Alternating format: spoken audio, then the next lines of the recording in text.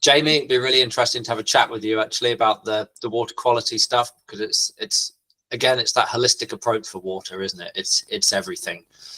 So yeah, it'd be really interested to pick your brains about that as well. Okay, cheers, folks. Enjoy. Thank you, Ed. Really appreciate it. Thanks. Pleasure. Bye-bye. Great. So yeah, I'm going to quickly whiz through. So what Ed's shown is kind of how you can sit down with a client, one of the farms on the drill burn, for example, and have that really kind of simple front end, kind of sit down and have a conversation around. Now we're going to look at how we can kind of build that, and we tried to make that really simple in the platform through kind of 3 tools that we're going to focus in on today. And I think the point of this is, one, we can share data, and we know there's lots and lots of data being collected as part of nature-based projects. So that could be habitat surveys, could be bird surveys, could be peat depths. So lots of different kind of mapping files, documents, PDFs. It's like, how can we centralize all of that data together and share that in a really simple format? And that could be for a client, or it could be, how do we share more of a narrative or a story that we can share with the community or a group of stakeholders and get some input. So we're going to look at how we can sort of build up to that point, kind of 10, 15 minutes. So in the Rethink platform, so if you haven't seen it before, this is the kind of the core platform. Ed was kind of showing the front end dashboards for a particular farm. And in here, we've got a list of projects that we can work from. We're going to be looking at a demo site in central Scotland today. So I'm just going to go in and click on this particular site to open that project up in the Rethink platform. So as Philip kind of pointed out at the beginning, there's 3 ways of getting data in. The first way we're going to look at is these kind of natural capital layers that have been preloaded into the platform that you can just share with basically just a click of the mouse. So if I just put this into satellite mode for a second, you can see this site just kind of north of Glasgow, got a kind of varying habitat of kind of peatlands, as well as kind of farmland and woodland in the south. And in the bottom left corner, we've got this sources button. And this is where we kind of collate and centralize all of these public data sets that you can use as part of the platform and that you can share as part of your story maps. So a lot of you have probably seen these before, and this kind of list of data continues to grow. But we've got typical things in here from constraints. So it could be things like where are the triple SIs across Scotland, for example. It could be where are the archaeological points across the sites. We can start to look at these. We might want to look at soils. If we're looking at kind of land management change, what's the kind of the peat depths, any kind of peat depths across Scotland, what the peat and carbon class layer, identifying those kind of peaty soils. We've got watercourse layers. So again, if we're looking at kind of catchment boundaries, river classifications from SEPA, or kind of Ordnance Survey river data. Again, we've got all these layers in the background. Similarly, we've got data around energy. So if you want to look at renewable kind of information, we've got a data set in here for wind speed across the whole of Scotland. We've got primary substations, which is quite interesting for kind of connectivity. And we've got things like wind farm proposals as well. Finishing up as well, we've got things around community. So we've got, I'll just switch that off for a second. We've got information around kind of core path, so access layers. We've got deprivation mapping. So again, you'll see if I click on one of these, it comes up with deprivation scores based on things like education, employment, things like this as well. So essentially, there's a whole list of data sets you've got access to as part of the platform. And what we'll do shortly is show you how you can share this as part of the portal. What we also have is the facility to kind of map your own layers, and you can do that in the Workspace feature here. So if we go into Workspaces, and I can create a new workspace, and let's just call this demo workspace. So if you just simply want to kind of draw on some relatively simple boundaries, whether that's kind of cracks, access, gateways, this sort of thing, you've got the functionality in Workspaces to create your own maps. So in the top left corner of the map, you've got a polygon, a line, and a point tool. So in here, you can start to draw different options, and behind the polygon layer, we have kind of metrics behind these. So if you were to use the woodland option, that's got the woodland carbon code integrated. If you use the peatland code option, it's got the peatland code into it, and cropping database, it's got kind of habitat information. So we'll just touch on a couple of these. So if we were to draw a bit of a woodland kind of strip along here, woodland. So for those of you who haven't seen this before, Once I run that, and I select my kind of woodland option for broadleaves, that runs that against the woodland carbon code. And a bit like what Ed was saying, it allows you to start to kind of run some metrics against information that you're putting into the platform and start to aggregate this up across, you know, a farm, an estate, or across a whole catchment, for example. So immediately we can start to see some figures around how much carbon this would sequester, as well as other information about recommended tree species in there as well. We can also add very simple things like if we wanted to kind of map out all the different hedgerows, we can start to kind of draw on hedgerows into the map. You'll see as I do that, it starts to accumulate the distance of hedgerows across this whole plan. So I can see I've got 0.26 kilometers of hedgerow there. If we draw one more, just put this into the platform here, you can now start to see how that kind of aggregates up the whole kind of workspace. Similarly with points, you can add kind of custom points in here. So you could say, look, this is an access point over here. Start to kind of customize this with different colors, different styling. Essentially just a really, really simple way of kind of mapping information into the platform based on your own sort of criteria and sort of inputs of what you want to be mapping in here.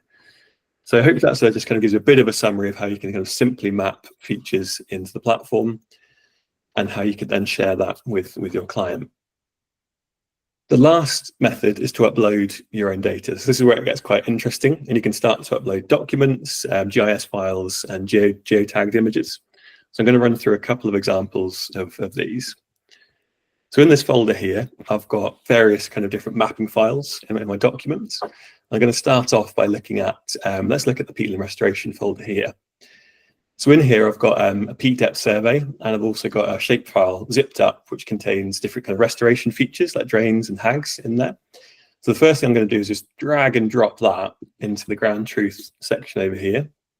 That's just going to take a couple of seconds to upload. It pops into my survey section here, and you'll see my peat depth survey has come into the platform.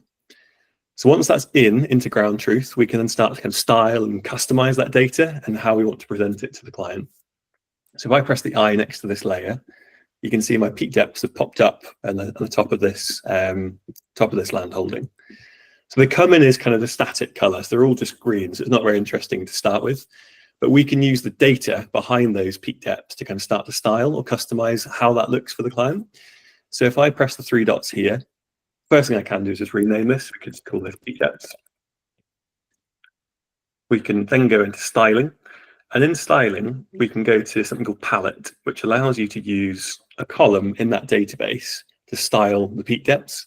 So in there, we've got an ID, we've got a depth, and we've got a condition. So let's start off with depth. We can choose some sort of styling to get us started. I'm going to go for a gradual kind of styling option in there. Press save. You can now start to see it's colored my peat depths based on the depth. So the darker the color, the deeper the peat depth coming into the platform. Let me just put that to full screen for a second. So what we could do, we can customize that from there. So we've got this kind of floating legend that we can play with. And we could say, let's show anything shallower than 30 centimeters or 50 centimeters in red. And you can very, very simply just go into here, change that to red. You can now start to see that kind of changing on the map as we do that.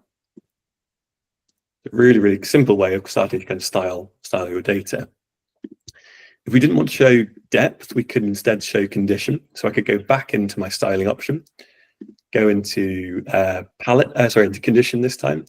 And this time it will use the kind of the condition categories, and actually I might just use a slightly different styling. You can now start to see what's drained, what's actively eroding, and what's near natural. So you can just kind of rinse and repeat this process. So I can just drop in the restoration features, and that'll start to show me all the kind of the drains and the hags, kind of linear features on top of that. So I'll just do a quick refresh for that to come in.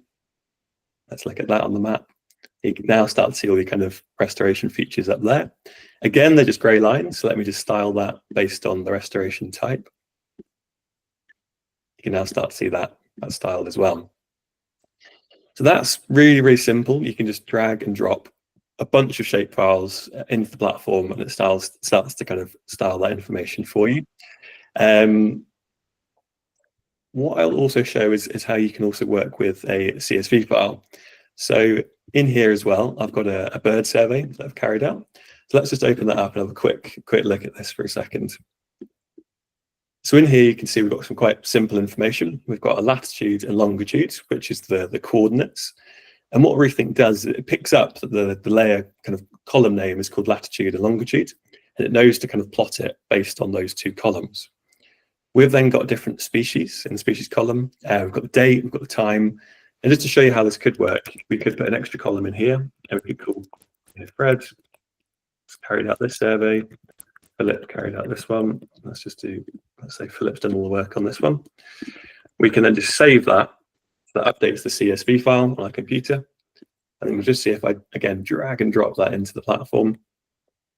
I'll load up into my survey folder here.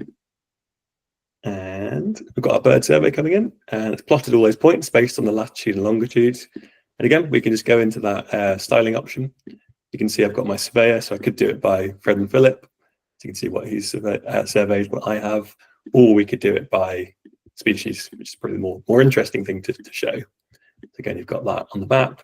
Again, you can change the base mapping. So if you wanted a kind of a background map in dark to kind of make that stand out a little bit more, you can start to do that as well. I'll just finish up on a woodland creation site, and just to kind of show you how you can drop in multiple files. So I've got a creation site, I've got gates, and I've got access. So I'm just going to drop all three of those into the platform. Just give it a couple of seconds, and they'll all start to come in. And then what I'm going to do is just style those slightly. So I'm going to change that from blue, go into my styling, and just change that to green. Let's put our gates, let's make it a bit more obvious in pink. And what we'll do in a second is we'll include this as part of our kind of portal. And again, we've got the woodland here, but let's style that based on the species.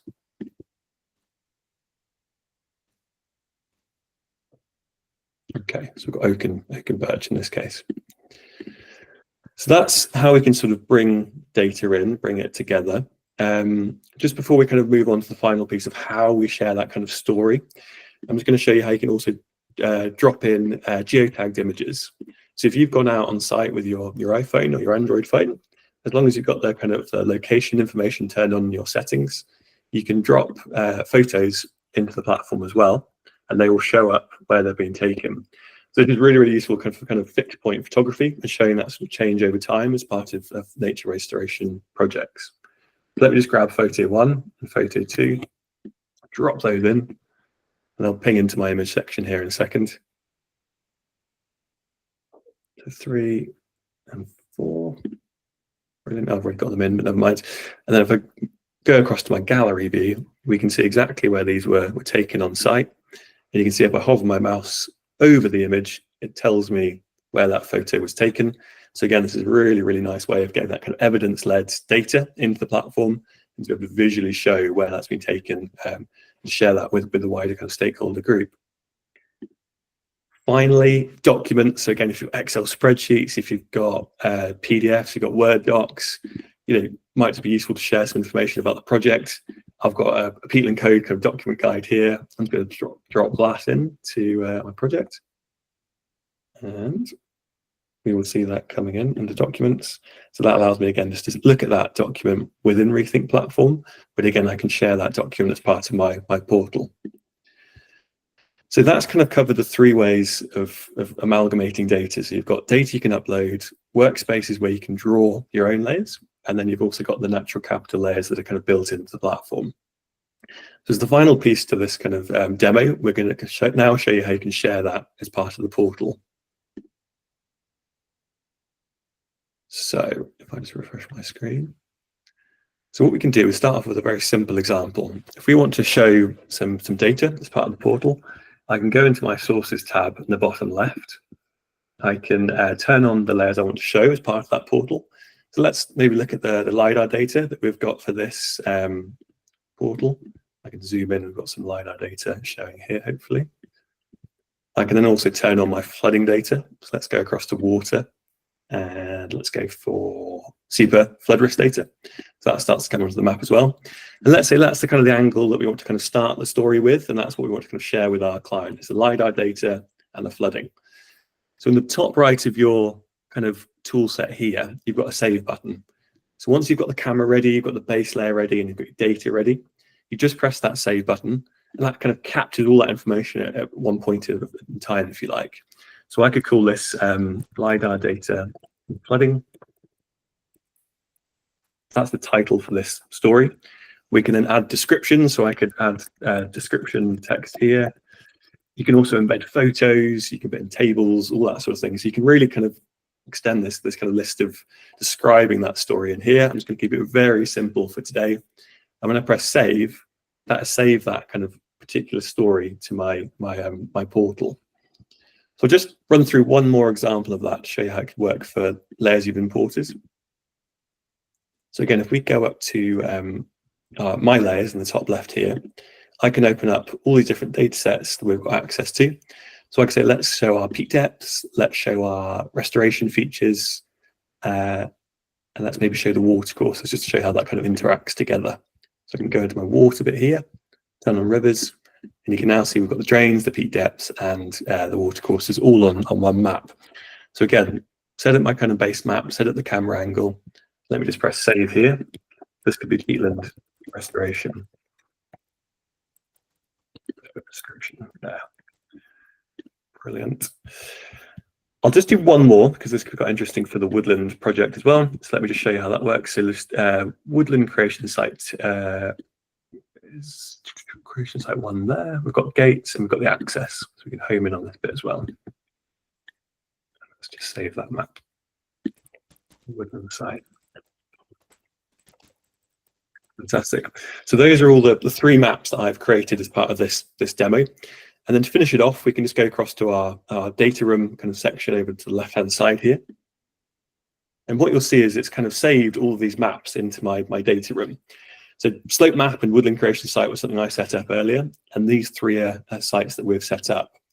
So I can actually then just tick on or off the kind of stories that I want to share with my client or my stakeholder group. I can tick these. We can change the order of these. So if you want to start off with slope map or LiDAR, that's absolutely fine. You can choose that. You can choose which documents you want to share with the stakeholder group. So let's tick on the peatland code document and save that. And that's basically it. We can save that there, and then we can just share the link with our client. So I've set up a password, a private protected password, to make sure this portal is secure with my client. They just open up the link and they log in, they can look at all that information. So we'll just look at what that might look like. So we'll look at a preview of this portal. And this is exactly what Ed was showing at the beginning of the call. This is what he kind of loaded up for the farm manager. They're sitting down and looking at this kind of interface, the front end interface for all that data that's being kind of put together. So I can click on my maps here. That's going to start to take me through that particular story. So this is the first kind of slope map that I set up earlier. Again, completely interactive. You can click on things to get information about it. You can turn layers on or off. I can press next, and it's going to take me to that kind of LiDAR flood map. And we'll see the LiDAR data coming on. Press next again, it takes us to kind of the peatland restoration site. And again, you can imagine this being filled with kind of descriptions, photos on the right-hand side to kind of make it slightly more immersive. And let's go across to the woodland site as well. Start to look at that as well. So complete customization here of kind of turning things on or off as well. And we'll just finish up on the second site here. So what we're also doing, it's kind of work in progress, is looking at how we can also bring in carbon graphs, interactive carbon graphs as part of this, and also kind of track projects as they kind of move along their kind of project duration as well. To finish up, I'll just mention there's also a chat facility integrated into this. So if you've got a plan around the woodland or peatland and you want to have a bit of a conversation about it with multiple stakeholders, we've got a chat function built into the top right section here that allows us to have a conversation. So I've shared this portal with Philip and Tessa. So I'm just going to say, oh, you can see Tessa is typing. So you can start to kind of have a conversation. You can say, what do you think of these plans? And you can see Philip and Tessa doing this in real time. I think, Tessa, you're going to upload a photo potentially in a second.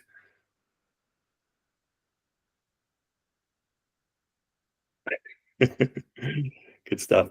So a really, really interactive way. And you can do this based on each kind of map. So if you've got a peatland map, you've got a woodland map, you can kind of link the comments to that particular map that you're kind of discussing and looking at kind of interacting with. We're also going to be looking at how you can, love it, that's a great photo, Tessa, thank you. Also looking at maybe how you can also pinpoint comments on the map. So if you want to kind of refer to a particular object or position on the map, how you can refer to that as well.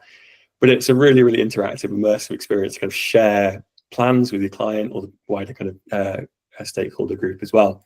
I'll just mention, if we go back one, we uploaded that document. So rather than just looking at maps, we can also look at a whole list of documents that we've uploaded. So again, stakeholders can look at this in one place. They can download it. They can access all that information from one area. So we've just kind of launched this feature. You can see we've got maps and we've got documents.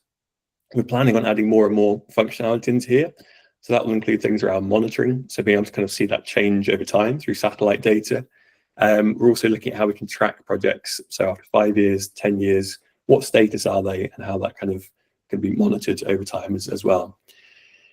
So I hope that gives you a good overview of how you can kind of bring all that data together and just literally a couple of clicks to kind of save those maps and share that and get all that kind of collaboration around these plans. You're going to create that narrative as part of these nature restoration projects. So I'm very happy to take any questions and jump back to the platform if you want to look at anything in particular. But I will pass back to Philip to take any questions from there. Brilliant. Thank you very much, Freddie.